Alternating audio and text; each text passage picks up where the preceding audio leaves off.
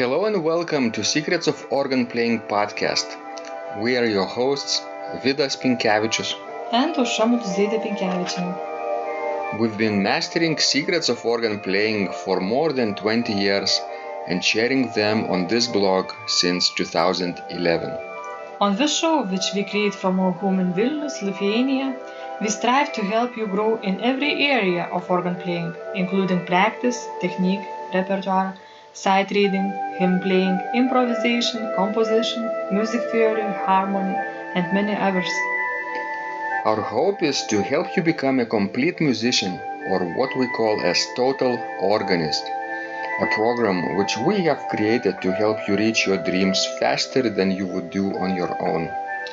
If you are new here, we invite you to subscribe to receive free updates of this blog at organduo.lt.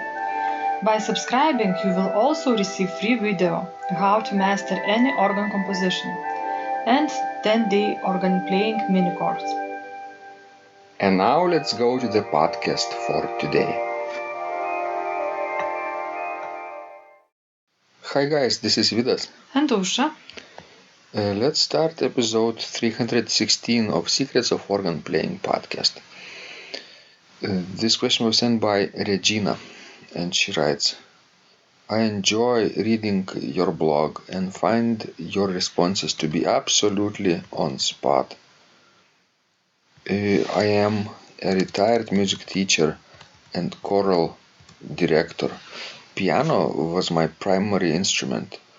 I began lessons at 4. Upon retirement, I decided to pursue a lifelong dream, the number one item on my bucket list, LOL, to learn to play the organ. I have been studying for almost 8 years and have tackled some of JS Bach's most challenging masterworks. As a pianist, I found that the most difficult aspect of learning to play the organ was not the pedals, but rather the left hand.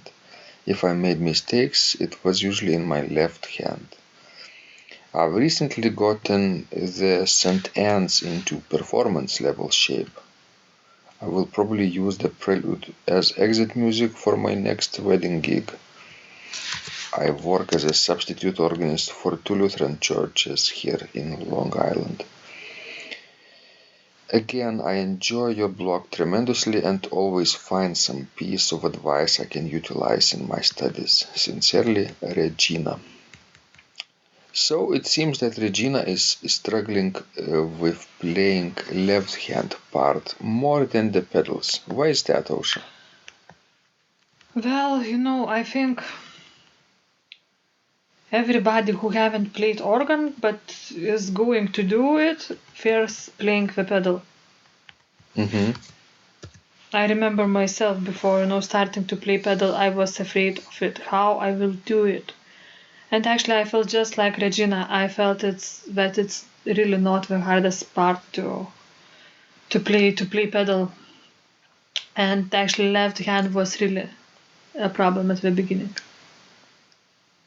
Until I was able to master it and to coordinate between left hand and pedal. It seems to me that the most difficult combination when you play 2 parts is not the hands alone, not the right hand and pedals, but rather left hand and pedals for most people. Yes, and even now, for example, when I'm playing a hymn, let's say, I still have to think about tenor voice, not about alto and soprano and the bass. I need to follow carefully, the tenor line, because I'm playing it with my left hand.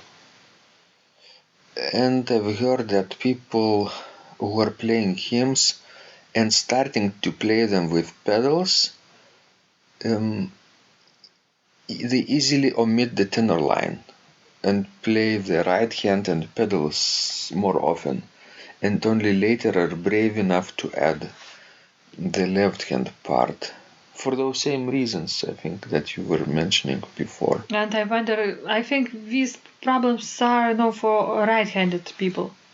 I wonder wondering, how things works with if you have left hand as your main hand. Mm. Uh, If you are left-handed? Yes. Maybe then the hard thing is to play the right hand. I think then it becomes sort of easy enough to play both of them because the melody is usually in the right hand part in most pieces. So that's why this right hand is rather well developed for many people. And if you are naturally left-handed, then left hand is easy for you too. So it compensates. Yes, and another thing, when I thought about Regina's case, that she was a pianist. Yes, piano was her primary instrument, and if you think about most of piano repertoire, I would say that left hand is accompanying hand. But in organ music, especially if you are talking about JS Bach music, we have polyphonic music where both hands are equally important and both hands are equally complex and difficult. So that might be a problem too. Why it's harder for her to play with left hand. I find myself too struggling with left hand part in advanced modern music. The one which I'm practicing right now for Teisutis Makačinas organ music recital. Yes, pedal part could be difficult, but if I'm playing it alone, it's okay. Right hand is okay. Left hand, if I'm playing it alone, is also sort of okay. But when I'm playing everything together, I think left hand is the first one to see mistakes, I think. Yes, so I need to work on left hand, just like Regina, I think, does. That's so natural. I think people could practice etudes for the left hand, don't you think? But still, in etudes you will not get the same texture as you would get, let's say, in Bach's fugue. So my suggestion would be, when you are picking up a new piece and starting to learn the left hand first, and then left hand and pedals. Or if you're playing in separate parts, practice them twice as many times. That's right. Let's say if you're playing 10 times right hand and 10 times the pedals, maybe 20 times for the left hand then. True. But for other people, pedals is also a problem, so maybe not 10 times for the pedal, but 15 times for the pedals. Or as many times as needed until you can play 3 times in a row without mistakes. That's a good suggestion. That might be much more than 20 times, I think. True. Right. But anyway, I think it's normal, that everybody has sort of a weak spot in their playing. For somebody, pedals are, harder. For somebody, the left hand. So I think it's normal. I think it's also sometimes different when you go from organ to organ. Right now, for example, I'm playing on 2 instruments at home and in our church. In both places we have mechanical action organs, but at home it's a small practice organ, and in the church it's 64 stop 3 manual instrument with really difficult mechanical action, difficult to depress keys. So naturally at home it's easier, I think, to play, to depress keys. But I think a church is more convenient for me, don't you think? Why? Because this resistance gives you sort of foundation. You're sort of grounded in those keys when the keys are resisting. But with years I find it harder and harder to play in our church. I don't know, maybe I'm just getting weaker with age. But sometimes I even saying all kind of bad words in my mind. You're cursing. That's right. What kind of curses? This is the last time that I'm performing on this organ. I won't do it anymore. I'm just getting really, really, really tired of, doing all that hard mechanical work. Because, and it's not that, that tracker action is so hard. Yes, it's hard, but we have trouble with a few keys that are harder than everybody else. And it's so hard, because you cannot separate when, you are playing complex music and in fast tempo. You cannot think, oh, okay, I will press this F and this E, harder and put more power. You cannot do that. And after a while, you simply starting to play everything with, such a heavy touch that, after practicing for an hour, you are feeling like, you will just fall and die. I think this instrument really needs to have some sort of Barker machine. True, because I'm sort of used to mechanical instruments and I love them. I like heavy, action, but not in this organ, not anymore. I'm getting too old, to struggle with it.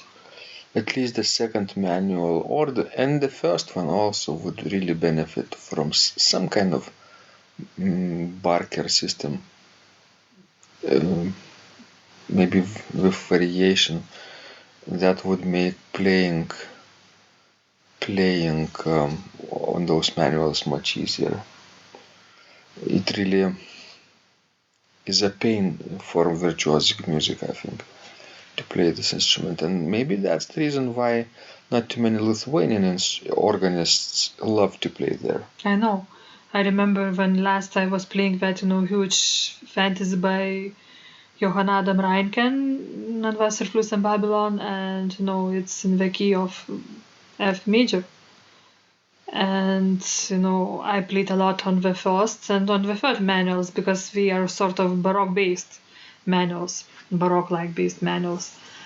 And imagine I had to hit those two, the heaviest keys on the first manual, E and F. We were, repeating themselves over and over again because the key is in F major, and I had to play so many trills that would be start on the G, and I would trill with F, then go to E, and to resolve it on the F. I thought I will really die or break my fingers. I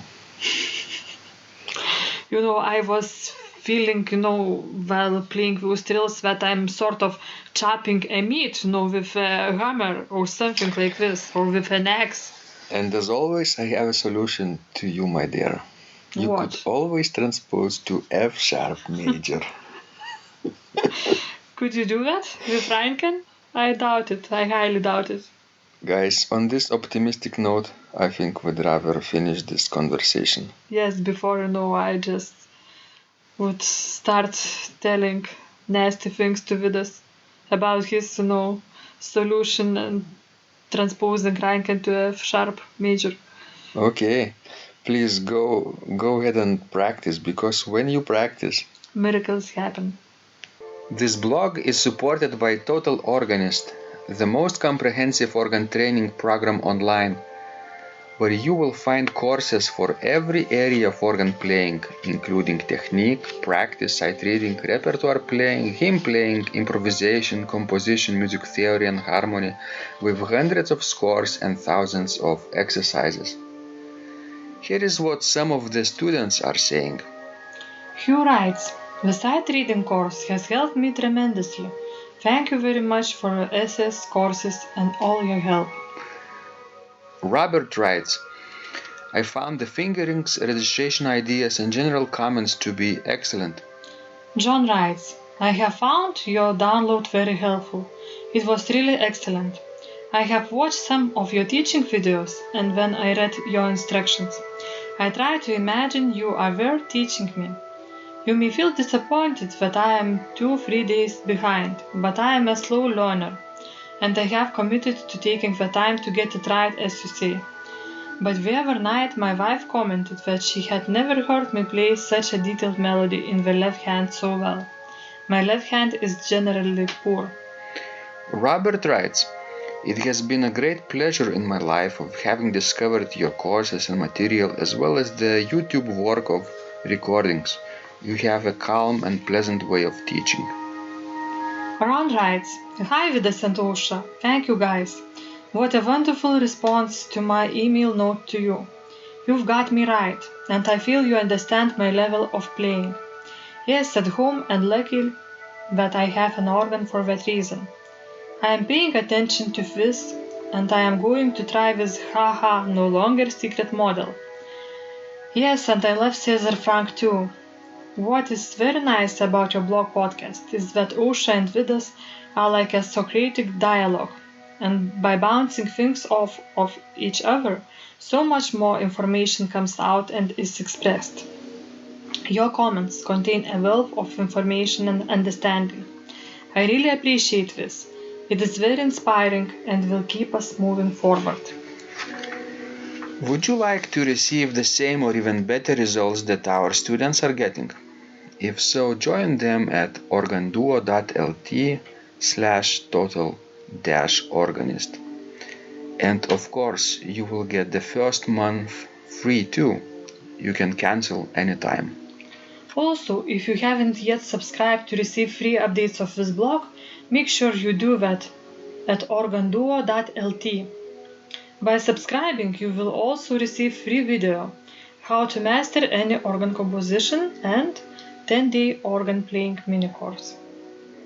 This was Vidas. And Osha from Secrets of Organ Playing. And remember, when you practice, miracles happen.